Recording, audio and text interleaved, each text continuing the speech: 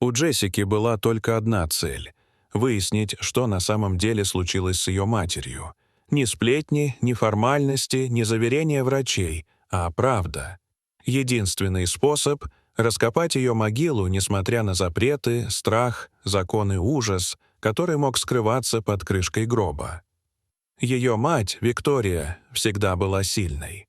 Настолько, что казалась несокрушимой. Она одна растила Джессику с самого детства. Стивен, ее отец, был вечно занят и отстранен от семьи. Виктория была опорой и сердцем дома. Она лечила, обнимала, поддерживала и вдохновляла. В тот день, когда Джессика вернулась домой после экзамена и увидела десятки непринятых вызовов от отца, ее сердце рухнуло в бездну. Сообщение было коротким. «Мама умерла. Похороны прошли. Прости, не смог тебе раньше сказать». Позже Стивен сказал, что Виктория умерла от сердечного приступа. Внезапно, без каких-либо признаков. Но Джессика знала. Такое просто не могло произойти. Ее мама проходила обследование регулярно, вела здоровый образ жизни, питалась правильно и даже бегала по утрам. Врачи никогда не находили у нее никаких проблем с сердцем. 2 дня Джессика не ела и не спала. В голове был только один вопрос — почему? Она перечитывала отчет о смерти, переписывалась с больницей, разговаривала с соседями, и чем больше копала, тем больше сомневалась. Все было слишком поспешно. Похороны на следующий день, закрытый гроб, ни одного снимка.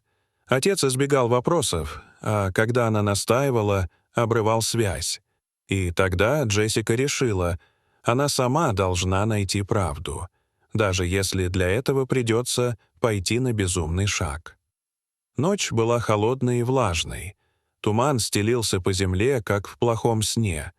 Лопата в ее руке казалась тяжелой, как камень, но сердце билось быстрее, чем когда-либо. Она постучала в дверь похоронного бюро, влетела внутрь, и ее взгляд встретился с глазами старого охранника, Джека. Он был в шоке. Но когда услышал имя, Виктория Мур, его лицо изменилось.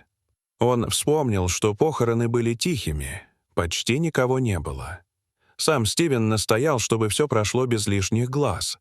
Джек тогда удивился, но не стал вмешиваться.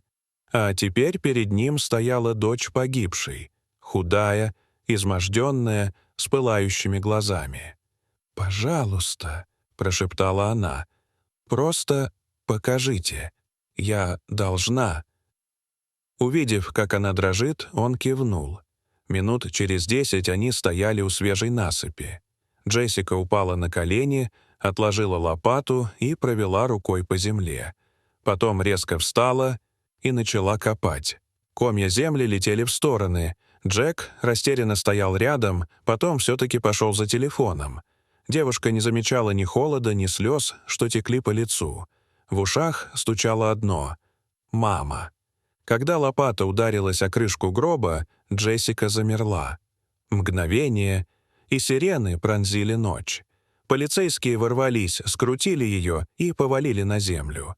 Ее щека оказалась в грязи, но она только кричала: «Это типа... Это моя мама. Она жива. Я чувствую. Откройте гроб. Прошу». Вокруг собрались люди. Кто-то снимал на телефон. Кто-то ругался. Полицейские были в замешательстве. Один из них, молодой, с мягкими глазами, встал рядом и прошептал коллеге: «Может, откроем гроб? Все равно могила уже вырыта. Пусть попрощается, а потом оформим, как полагается». И тогда они позволили. Джессика, сбитая с ног, спустилась в яму. Пальцы дрожали, когда она тянулась к крышке. Один вдох, один взгляд в небо, и она подняла ее. Тело Виктории лежало спокойно.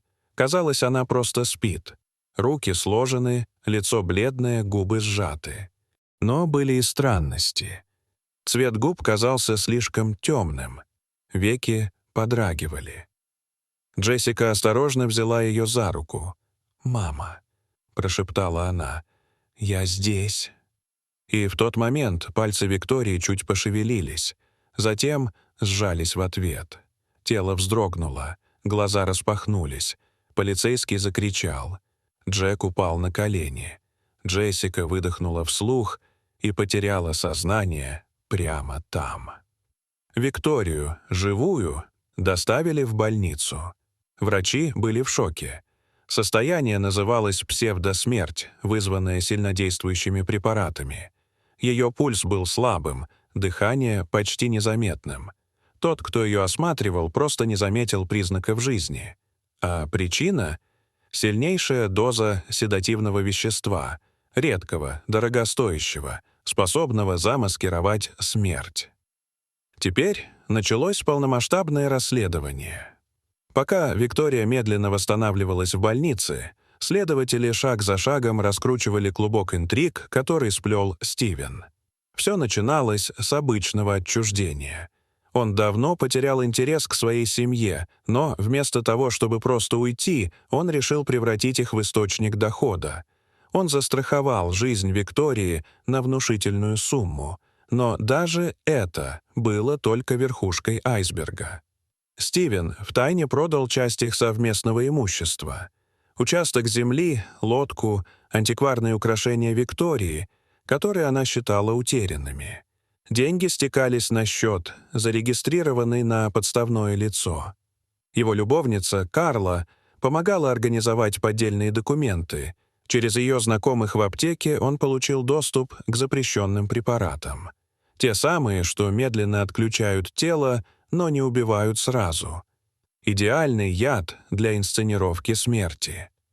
Они планировали не просто сбежать. Карла хотела уехать в Таиланд, где их ждал оформленный дом и новая личность по поддельным паспортам. Стивен намеревался использовать страховку, чтобы обналичить все и исчезнуть. Викторию он планировал похоронить быстро, в закрытом гробу. Все шло по плану, если бы не Джессика.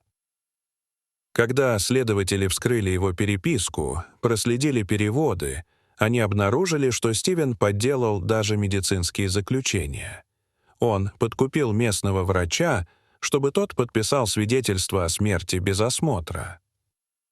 Когда все началось, Виктория всего лишь пожаловалась на головную боль. А через 2 часа уснула и не проснулась. Но не умерла, просто не смогла проснуться.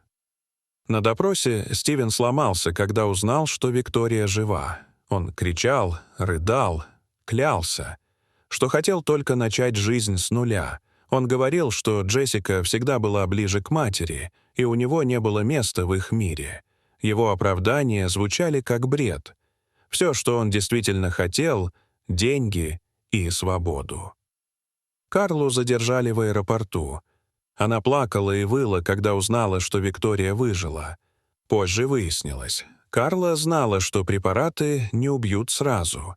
Она рассчитывала, что Виктория умрет под землей, мучительно и без свидетелей. На суде Джессика сидела с матерью, крепко держась за ее руку. Стивена приговорили к 20 годам. Карла получила 15. Когда их выводили, Джессика не произнесла ни слова, только взглянула и отвернулась.